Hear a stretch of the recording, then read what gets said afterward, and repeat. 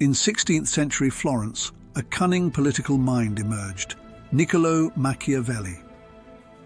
This is not your typical biography. We're about to explore the provocative ideas Machiavelli wrote about to survive a world teetering between reason and chaos. While The Prince is his claim to fame, let's go beyond the surface. We'll look at not only that book, but how Machiavelli's lesser-known works laid bare the power dynamics of fear as a political tactic. He wasn't just a cynical observer, but a keen student of power in its rawest form. Imagine living in a world riddled with instability. Machiavelli believed rulers shouldn't just address love or hate, they must manage a more potent force: fear. Not through mindless brutality, though he argued that fear, judiciously applied, could ensure order and stability. Machiavelli was all about learning from the past. He dove deep into classical Roman and Greek history because by dissecting the successes and failures of past leaders, he began to craft his theories about fear's role in securing power. Machiavelli believed rulers shouldn't fear being seen as cruel if it means maintaining stability. He knew fear could make the ruled obedient, ensuring the ruler's grip remained firm. Remember that chaotic Florence where Machiavelli lived? He used that experience.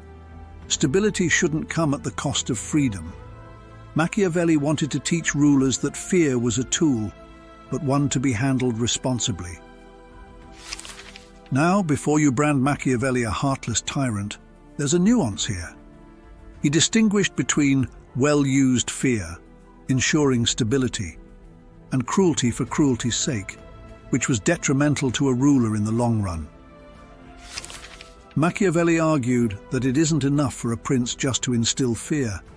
He should inspire respect. A ruler should use fear strategically, like holding up a mirror, revealing the consequences of chaos and lawlessness. One of Machiavelli's most enduring observations was about how much is outside of our control. Since fate can be unpredictable like a raging river, leaders can help create order not by dictatorial force, but calculated uses of power. Let's fast forward. Many thinkers, from philosophers to revolutionaries, debated, challenged, and wrestled with Machiavelli for ages. Their intense reactions illustrate the core insight of his teaching.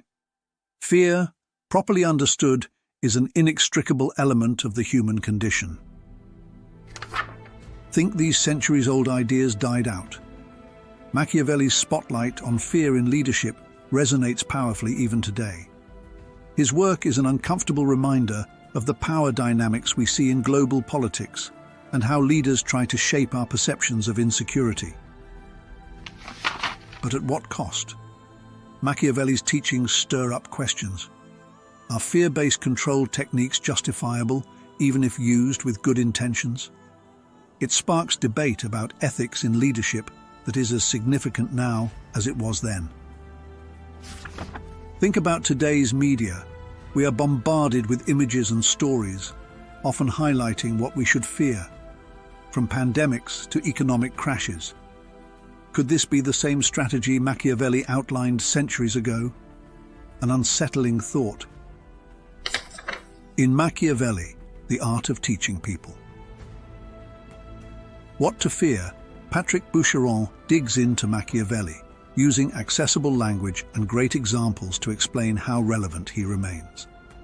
This book isn't just historical exploration. It's a lens for understanding those who wield power.